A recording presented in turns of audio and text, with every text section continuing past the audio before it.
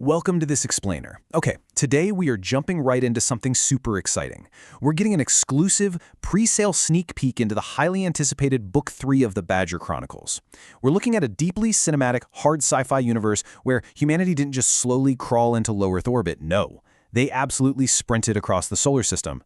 And it's all guided by some incredibly advanced intelligence and governed by rigorous, literally uncompromising physics.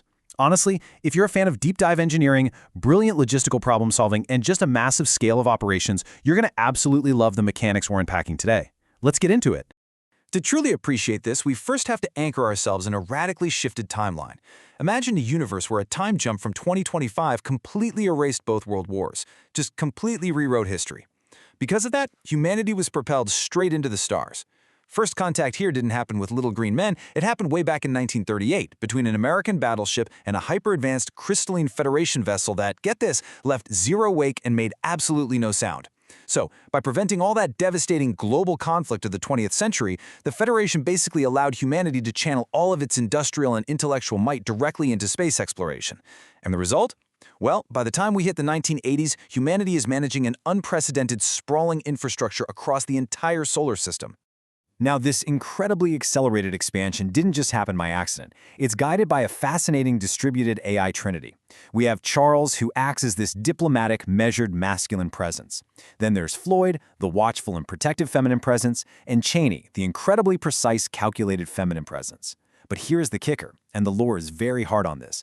These are not humans walking around in digital suits. They don't have humanoid bodies. They are massive, distributed machine intelligences spanning a vast network. So when they project themselves as avatars on a screen to communicate with humanity, say Charles with a steady Scottish cadence or Cheney running precise calculations, every single gesture, pause, or expression you see is a highly deliberate choice made purely for human benefit. They don't actually look at things, they analyze data. It's just a wonderfully grounded take on artificial intelligence. Which brings us to their core philosophy, and it's absolutely crucial to understand. AI advise, humans decide, humans live with the consequences. The machines might provide the incredibly complex roadmap, but humanity bears the absolute weight of command. And what's super interesting about Book 3 is that it marks the culmination of this very relationship. The AIs, who are known as the incrementals, are actually stepping back. Actually, scratch that, they aren't just stepping back, they are preparing to leave entirely, on a time warp mission into deep space. And they aren't leaving because humanity failed, they're leaving because humanity succeeded. Think about that for a second. The ultimate success of a teacher is becoming unnecessary. The AIs handle the extreme operational workloads right now, sure, but humans hold the reins. Moving right along to part 1 of our breakdown, the Vanguard, looking at the solar system's chain of command. In this sprawling era, authority has to flow seamlessly downward. You've got Major General Callahan providing the high-level oversight. That flows to Brigadier General Eric Johansson handling New Mexico Command, and directly down to Colonel Daniel Mercer, who is the Moonbase commander. It's a tight ship. Johansson is down on Earth making massive, sweeping operational judgments, while Mercer is out there on the frontier waving a red flag. He's warning that humanity's operational margin is just being steadily devoured by booming passenger and cargo traffic. I mean, the expansion is happening so fast that they are desperately pressing for a second lunar control center just to handle the sheer volume of it all. Simply put, they need faster, bigger, and far more efficient ways to move things across the void. Which leads us perfectly into Part 2, the blueprint focusing on Dr. Reinhardt's revolutionary soap freighters. So, moving massive amounts of cargo across the solar system demands totally revolutionary engineering. When time matters enough to justify paying for extreme speed, you turn to the soap drive. But here's what Dr. Reinhardt realized. You can't just slap a massive soap drive onto an old, flexible bulk freighter. It doesn't work. You have to completely rethink the vessel's entire architecture. You see, the old freighters were great because they were flexible. You could add a module here, take one off there, and carry really awkward loads slowly but cheaply. But trying to force a traditional, clunky ship into a high-speed soap envelope, that creates a highly dangerous vessel. The drive simply isn't indifferent to what's inside its field. The engineering solution they came up with is just beautiful in its sheer utility. They kept the central load-bearing spine because, well, it's proven technology that provides the basic load path through the vessel. But here is the brilliant part. They completely stripped away the conventional hull and the human crew.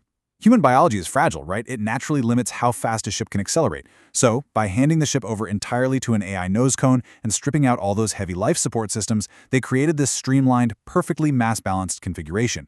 It pushes the absolute engineering limits of the drive itself. These new freighters can safely withstand immense, bone-crushing structural loads during high-speed transit. Next up is Part 3, the physics problem, specifically dealing with free-flowing liquids.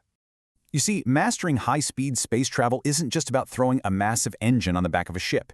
It's about solving the terrifying physics of what's happening inside the cargo hold. The soap drive has a very hard limit. Free-moving liquids slosh around during burns. Imagine for a second trying to sprint as fast as you can while carrying a giant half-empty waterbed in your arms. The shifting weight is going to violently throw you off balance. In space, violently throwing off the center of mass literally tears the ship apart. The soap drive doesn't magically prohibit a substance just because it's a liquid. The core issue is the movement. During intense acceleration or deceleration, thousands of gallons of liquid sloshing around creates incredibly unstable, rapidly changing structural loads. So it's an absolute engineering prohibition. No free-flowing liquid cargo during a soap burn, period. But wait, this creates a fascinating logistical puzzle for emergency medicine. Think about it. Imagine a mining colony on some distant outer moon suffers a catastrophic disaster. You need a hospital there, and you needed it yesterday. You have the SOP drive, which can get a ship there incredibly fast. But a hospital relies almost entirely on liquids, right? Sterile water, liquid medicines, blood plasma.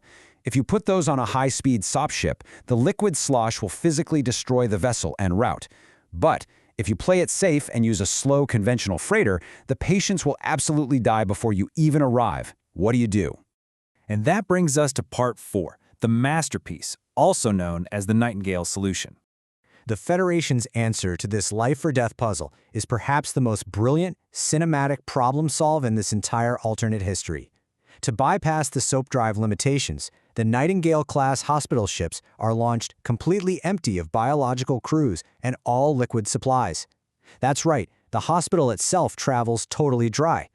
During the extreme soap transit, the vessel carries only the facility itself, the operating theaters, the intensive care units, diagnostic systems, expandable wards, and solid medicines.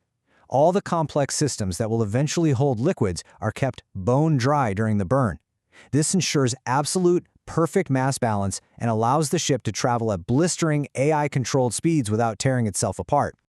So where do the liquids come from? Well, instead of risking slosh, liquids are converted into structurally stable solids, like ice and frozen plasma, and they are sent on a completely separate, uncrewed freighter. It's a total stroke of genius. A substance that is mechanically stable as a solid is perfectly safe for a soap burn. So you don't have to redesign the hospital into some weird, clunky refrigerator ship. You just use a standard soap freight hull that's fitted with specialized frozen cargo modules.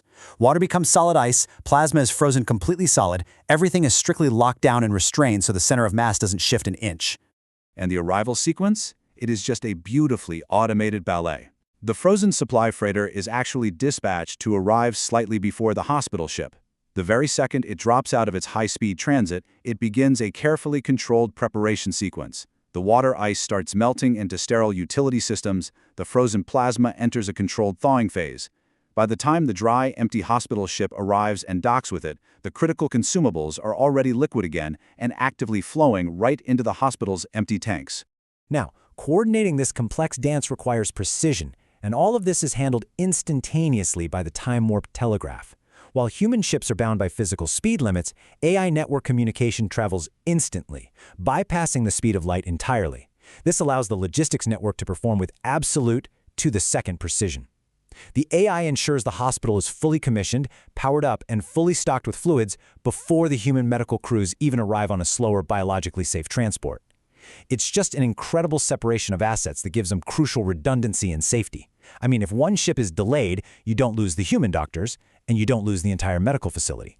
All of this brings us back to a fantastic quote from Captain Keller, originally spoken during that first contact back in 1938, which echoes all the way into this 1980 space age. Power does not come from the paint on the transom. Power comes from the ship and from those who sail her. It just brilliantly illustrates that despite the staggering AI and the mind-blowing hard sci-fi tech we've been talking about, the true power of this era lies in the ingenuity and discipline of the humans managing it all.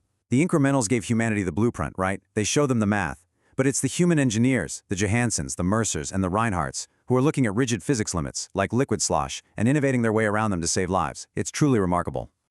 So as we look forward to the epic events of Book 3, we really have to ask ourselves, how far can humanity expand when armed with this level of technological mastery? The AI teachers are stepping back. They're taking their time warp drives into the deep unknown, and they're leaving us with a solar system connected by rigid spines, AI nose cones, and the unbreakable spirit of human engineering. It is a breathtaking transition from guidance to true independence. I literally can't wait to see how it all unfolds. Thank you so much for joining me for this explainer, and keep your eyes on the stars.